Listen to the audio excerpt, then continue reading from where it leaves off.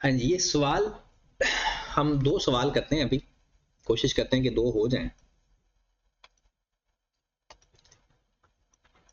एक ये rectification of error का सवाल है, और सवाल में क्या था कि आपने करेक्ट बैलेंसेस फाइंड करने हैं दिसंबर 2008 के by recording appropriate adjustment in the following accounts. तो हमारी लेजर की भी एक तरह की प्रैक्टिस हो जाएगी, और साथ लेजर तो वही चीज होती है जैसे नोट्स हैं।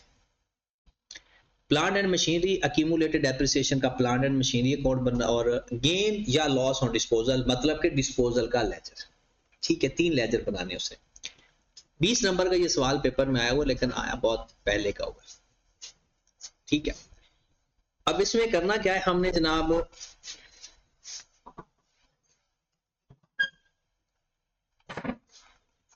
सबसे पहले उसने कहा है कि आपने प्लांट एंड मशीनरी का लेजर बनाना है, अक्यूमुलेटेड डेप्रिसिएशन का लेजर बनाना है, और गेन या लॉस मतलब कि डिस्पोजल का लेजर बनाना है। तो सबसे पहले तो हम लिखते हैं plant and machinery.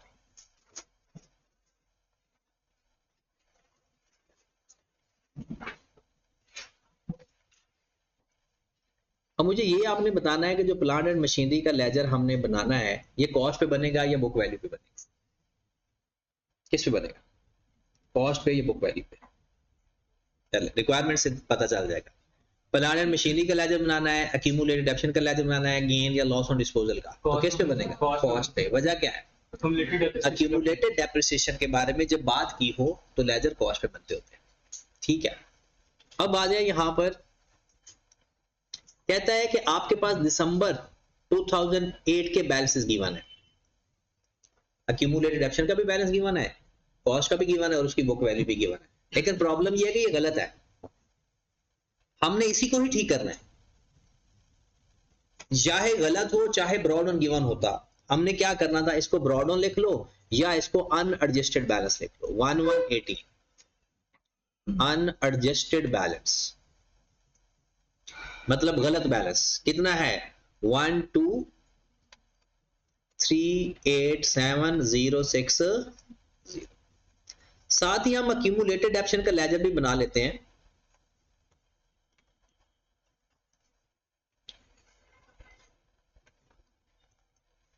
One 18 unadjusted, आप इसको ब्रॉड ऑन भी लिख दोगे तो वो गलत नहीं करेगा। अनएडजस्टेड बैलेंस कितना है? 4792 540 540, ये उसने बैलेंस हमें दे दिए, और डिस्पोजल का लेजर हम अलग से बना लें। आ जाए जनाब, कहते हैं on review the accounts its auditor found that record have been correctly maintained. कहते सारे रिकॉर्ड ठीक है। हुज़ैफा 2 मिनट मोबाइल बंद कर दे। एक्सेप्ट द फॉलोइंग इवेंट्स, कहते हैं इन इवेंट्स के अलावा बाकी सारा कुछ ठीक है।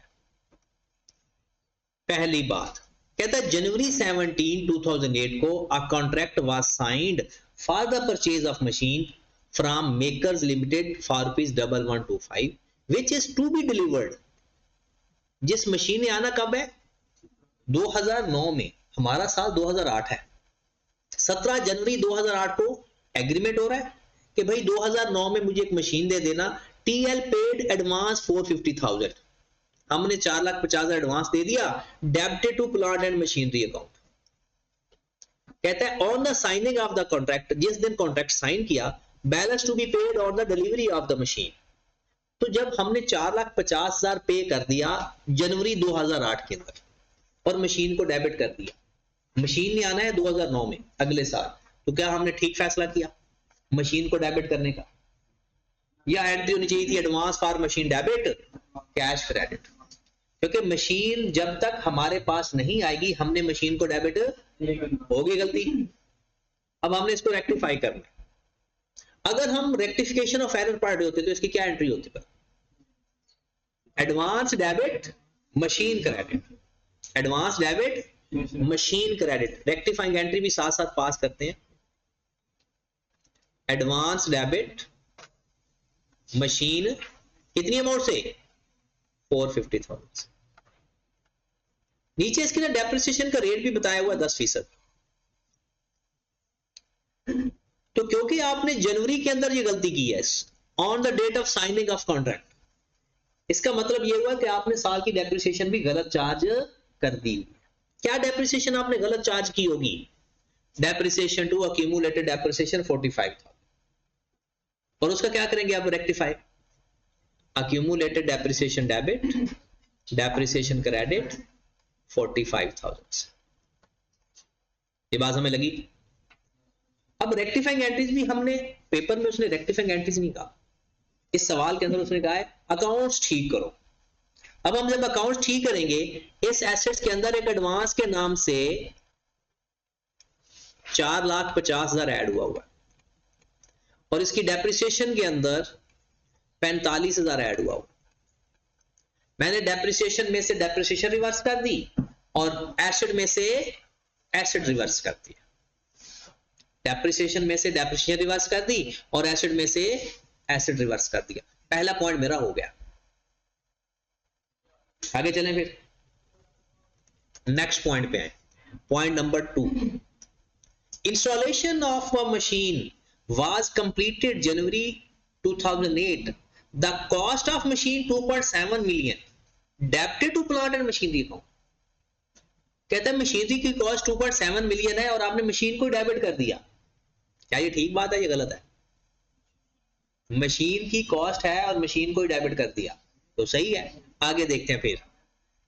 The cost of installation 3,300,000 had been debited to repair account, ये गलत है। इंस्टॉलेशन की कॉस्ट भी मशीन को ही डेबिट करना था, उसने किसको कर दिया डेबिट? रिपेयर को। रेक्टिफाइंग एंट्री क्या होगी? Repair machine debit, repair credit. क्योंकि ये जनवरी 2008 के अंदर गलती हुई है और हमारा साल है दिसंबर, तो इसकी डेप्रिसिएशन भी तो उसने गलत चार्ज की होगी, तो डेप्रिसिएशन को भी रिवर्स कर देंगे, तो सॉरी चार्ज कर देंगे। इसमें डेप्रिसिएशन चार्ज होनी है। तो आपने करना क्या है कि रिपेयर के नाम से 3 लाख एसेट के अंदर ऐड कर देना और इसकी डेप्रिसिएशन भी चार्ज कर देनी है। कितनी डेप्रिसिएशन चार्ज होगी? 30,000। ये बात समझ लगी? इंस्टॉलेशन चार्जेस थे, उसने रिपेयर में लिख दिया। हमने एक तो प्लांट और मशीनरी में ऐड कर दिया और उसकी डेप्रिसिएशन भी चार्ज कर दी और एंट्री भी साथ साथ हमने कर ली। इसकी डेप्रिसिएशन की एंट्री क्या पास होगी? Depreciation to accumulated depreciation. यहां मजे की एंट्रीज है और ये सिर्फ उन लोगों को सवाल मुश्किल लगता है क्योंकि आप देखें मेथड कौन सा है आपका। 10% depreciation provided while depreciation is charged, ये डिक्लाइनिंग मेथड। ये उन लोगों को मुश्किल सवाल है, उन लोगों के लिए वाकई बहुत मुश्किल सवाल है जिनको फार्मूला नहीं आता। जिन लोगों को फार्मूला आता है उनके लिए ये सवाल बच्चों जैसा कि सवाल के अंदर लिखे, देखिए जरा। कहता है 1 जुलाई 2008 को आपने कुछ एसेट्स बेचे जिनकी बुक वैल्यू थी 2 लाख। कितने के बेचे? 1,40,000 के। 1/7/2008 को 2 लाख वाले एसेट 1,40,000 के बेचे। ये नया loss. The sale proceed was credited to sale account. होगी गलती? अच्छा, जब वो ये बात करता है ना sale proceed was credited to this या दैट, इसका मतलब है वो कैश डेबिट कर चुका है। प्रोसीड का, सेल प्रोसीड का मतलब क्या है कि जब वो कहता है ना प्रोसीड डेबिटेड टू दिस या क्रेडिटेड टू दिस, इसका मतलब है वो कैश डेबिट कर चुका है, मतलब रॉन्ग एंट्री।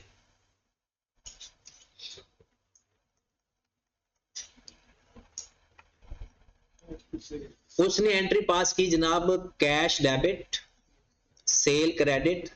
किस अमाउंट से भला? सेल प्रोसीड का मतलब तो 1,40,000 ही है ना। अभी वो बाज नहीं आया, आगे देखें। The book value of machine was debited to loss on sale of fixed assets and credited to plant and machinery। कहता बुक वैल्यू से क्या एंट्री पास कर रहा है? Loss on disposal debit, plant and machinery credit. मतलब दूसरी गलती उसने क्या की? एक ये गलती की, दूसरी गलती किया कि लॉस ऑन डिस्पोजल डेबिट और पीपीई कितनी अमाउंट से? बुक वैल्यू से 2 लाख से। ये उसकी एंट्रीज है। एंट्री करेक्ट कौन सी बनती है? हमने एसेट बेचा है तो क्या एंट्री करनी चाहिए थी? कैश डेबिट 1,40,000 से। अक्यूमुलेटेड डेप्रिसिएशन डेबिट जितनी अक्यूमुलेशन बनती है। पीपीई क्रेडिट कितने से? उसकी कॉस्ट का नहीं पता। 2 लाख तो बुक वैल्यू है, 2 लाख बुक वैल्यू, कॉस्ट का ही तो नहीं पता। सारा सवाल है कॉस्ट पे तो खत्म होता है। और लॉस का भी पता है हमें, लॉस और डिस्पोजल वो कितना है? 60।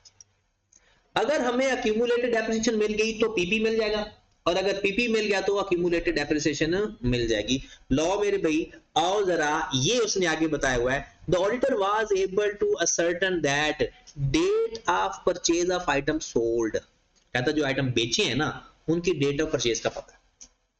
कहता है जिस एसेट्स की बुक वैल्यू 1,20,000 है ना उनको हमने खरीदा हुआ है 1 अप्रैल 2004 को, और जिसकी बुक वैल्यू 2,80,000 है उनको खरीदा हुआ है 1 जनवरी।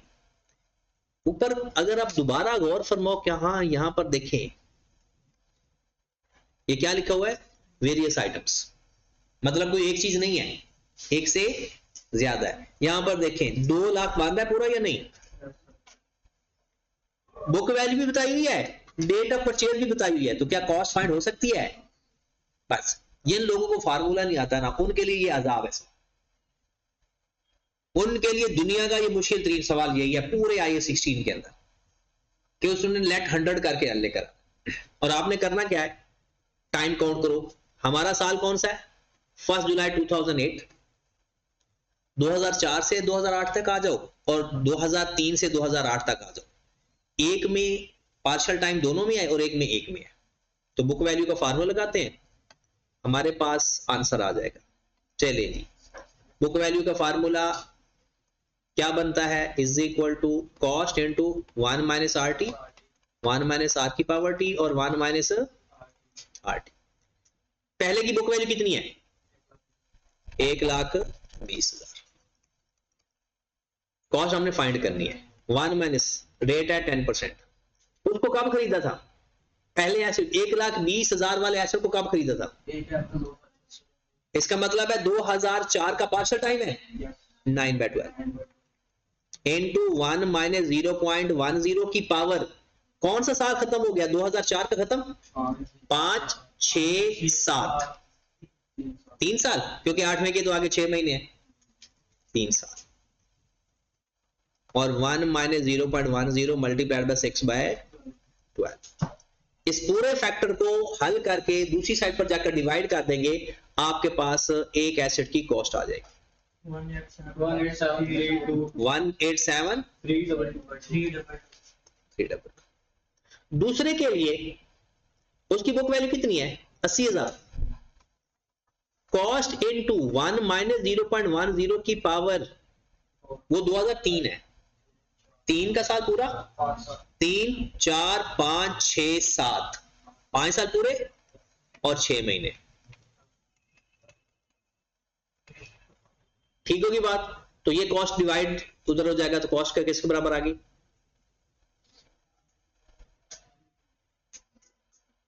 1426.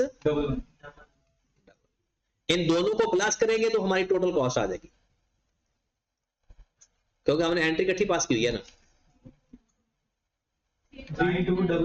3299.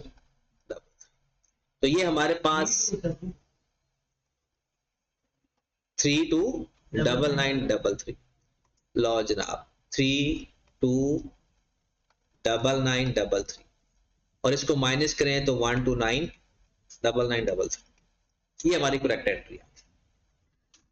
तो इस पूरे सवाल को खौफनाक सवाल सिर्फ इसलिए समझा जाता है कि उसने 5 साल पुरानी या 3.5 साल पुरानी बुक वैल्यू दी हुई है और हमने उसे कॉस्ट फाइंड करनी। इसके अलावा इस सवाल के अंदर बाकी अभी हम रेक्टिफाइंग एंट्री पास करने लगे जी। आओ जरा फिर इसकी रेक्टिफाइंग एंट्री भी पास करवाओ। कैसे करते हैं रेक्टिफाइंग एंट्री?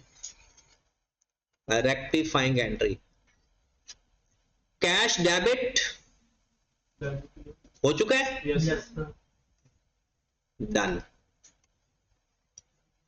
सेल को उसने क्रेडिट किया हुआ है, डेबिट कर देंगे। कितनी अमाउंट से? 1,00,000। ये भी खत्म। लॉस ऑन डिस्पोजल को उसने डेबिट किया हुआ है 2,00,000 से, लेकिन करना कितने से था? 60। ज्यादा डेबिट किया हुआ है, कम? ज्यादा डेबिट किया हुआ है तो क्रेडिट कर देगा। लॉस ऑन डिस्पोजल कितनी अमाउंट से? 1,40,000 से। पीपी को क्रेडिट करना था 2,00,000 से, सॉरी 329,999,3 से। उसने कितने से किया हुआ है? काम किया हुआ है ज्यादा, तो पीपी क्रेडिट 1,299। अक्यूमुलेटेड डेप्रिसिएशन को उसने डेबिट करना था, किया ही नहीं, वो करते हैं। Accumulated depreciation 1,299,3। ठीक है, रेक्टिफाइंग एंट्री होगी। हमने इस रेक्टिफाइंग एंट्री से वो चीजें उठानी है जो हमारे लेजर में जानी है। बताओ, सेल का लेजर हम बना रहे हैं, अक्यूमुलेटेड का लेजर बना रहे हैं, उसकी डेप्रिसिएशन डेबिट होगी, जाकर डेबिट कर दो। किस नाम से कर देंगे? डेप्रिसिएशन के नाम से कर दो, 1,299,3। क्या प्लांट एंड मशीनरी का लेजर हो रहा है इफेक्ट? ये है रेक्टिफाइंग एंट्री। ये हम बना ही नहीं रहे, ये हम बना ही नहीं रहे, ये हमने लिख लिया। लॉस ऑन डिस्पोजल का लेजर भी हमने बनाना है, पीपी का लेजर भी बनाना है, तो पीपीई क्रेडिट कर देते हैं।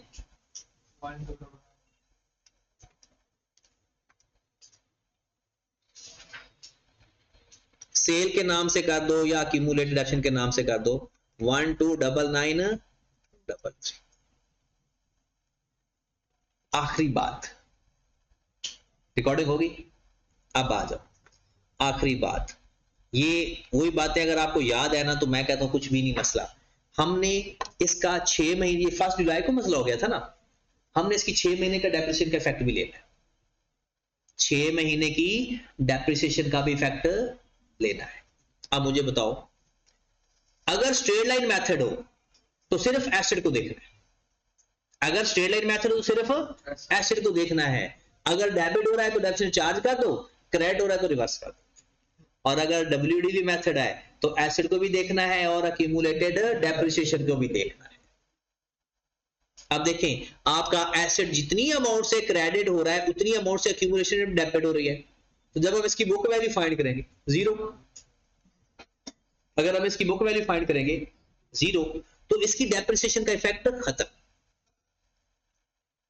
बहुत ही अच्छा सवाल बन जाता। आई क्या आपके दिमाग में भी ये सवाल नहीं आ रहा? जब पीपीई रेक्टिफाई करने के बाद उसी साइड पर आ रहा हूं और अक्यूमुलेटेड डेप्रिसिएशन भी उसी साइड पर आ रहा हूं, एक ही साइड पर दोनों आ रहे हैं, तो फिर बताओ डेप्रिसिएशन चार्ज करेंगे या रिवर्स करेंगे? दोनों अगर एक साइड पर आ जाए ना तो दोनों को प्लस करेंगे, क्योंकि accumulated depreciation basically counter of acid है। अक्यूमुलेटेड डेप्रिसिएशन बेसिकली क्या होता है? Counter of acid. समझो कि आपका पीपी ही क्रेडिट हो रहा है और पीपी ही डेबिट हो रहा है, तो cancel.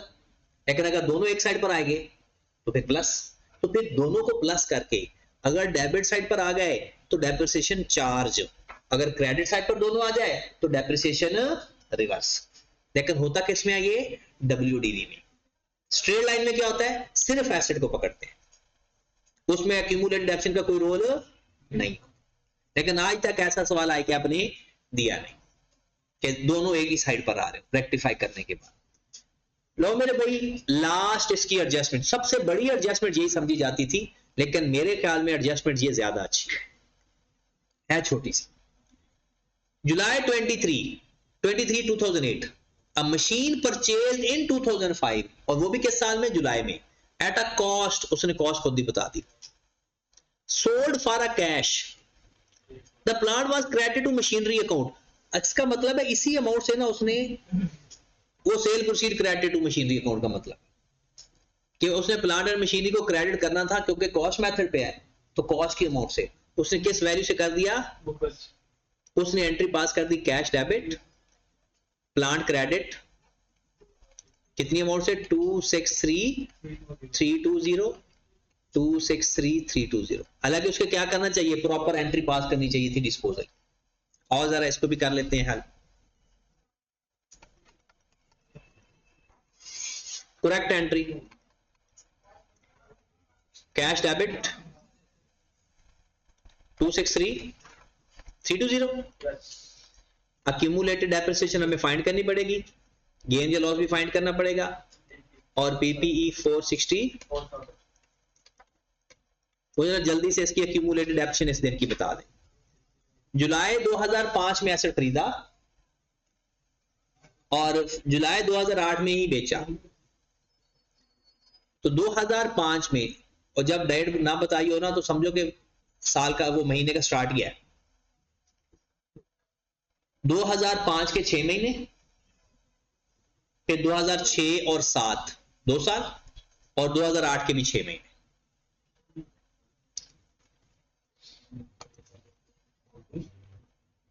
Book value is equal to 464,000 1 minus 0.10 multiply by 6/12, फिर 0.90 की power 2 into 1 minus 0.10 multiply by 6/12। ये आपकी बुक वैल्यू है, क्योंकि 2005 के भी 6 महीने, दिसंबर है ना हमारा ईयर एंड, फिर 6-7 का पूरा पूरा साल, और 8 के भी 6 महीने। 3391 3391 3391 339196। तो मुझे बताइए, तो बुक वैल्यू आई है। यस।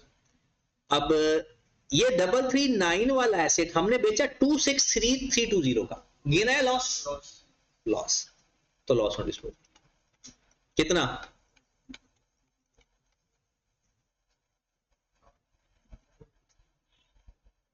तो इन दोनों का डिफरेंस ले लें, 263320 माइनस 33916996।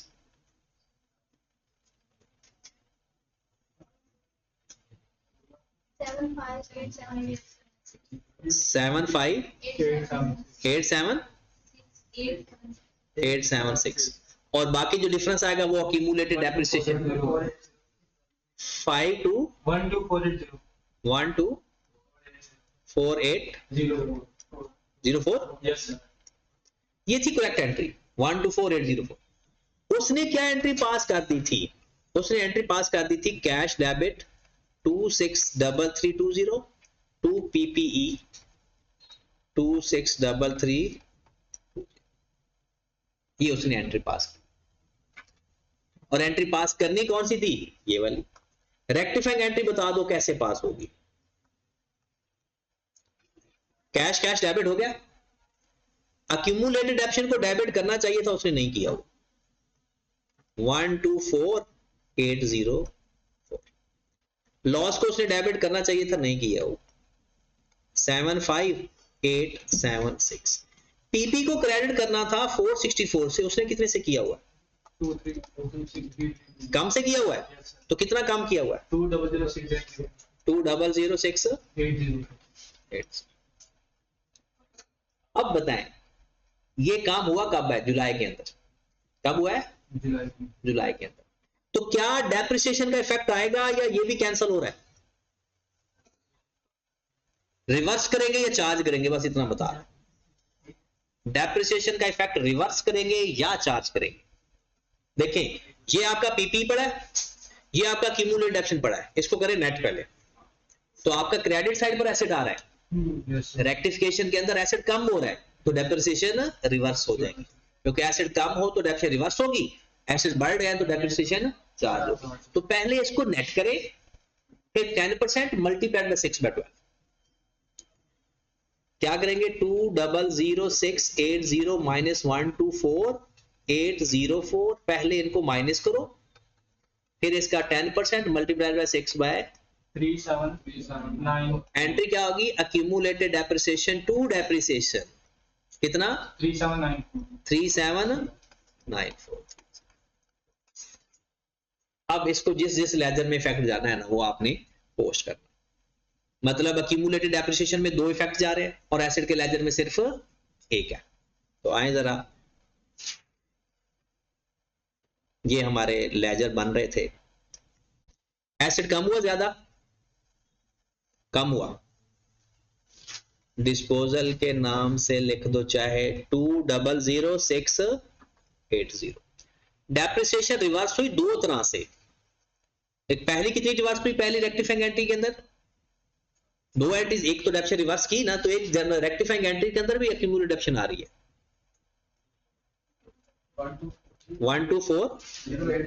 1240 और ये कितनी थी 79 सर 12480 12480 804। दूसरी कितनी है 7937 खत्म। इसकी हमने एंट्रीज भी देखी। मेन सवाल की रिक्वायरमेंट ये थी कि आप लेजर ठीक करें, अकाउंट्स ठीक करें, अब क्लोज कर देंगे, हमारे पास एडजस्टेड बैलेंस आ जाएंगे।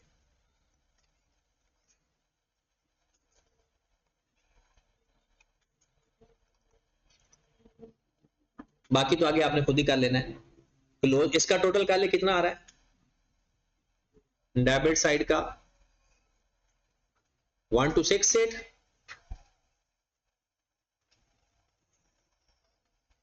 तो जो एडजस्टेड बैलेंस है वो 11906 447 चेक कर लेना, इसका गलत भी हो सकता है। इन दोनों को प्लस करके ये माइनस कर दो। सारी कैलकुलेशन है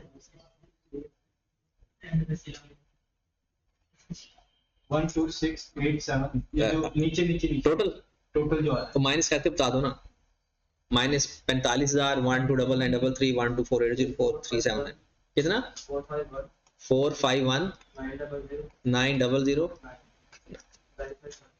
चलो, और अगर वो आपसे बुक वैल्यू पूछेगा तो इन दोनों को करेक्ट बुक वैल्यू इन दोनों को माइनस करके बता दें, ठीक होगी बात। तो आपने ये सवाल तो लाजमी करना है, ठीक, टाइम लाइफ। और वैसे भी एक पास पेपर के बाद ना मैंने अभी आपको ना IAS16 की असाइनमेंट भी शेयर की है, उसको भी देख लेना। IAS16 की एक छोटे से कोई 8-10 सवाल है उसके अंदर, उसको भी आपने लाजमी देखना है क्योंकि वो भी कॉन्सेप्चुअल क्वेश्चन है।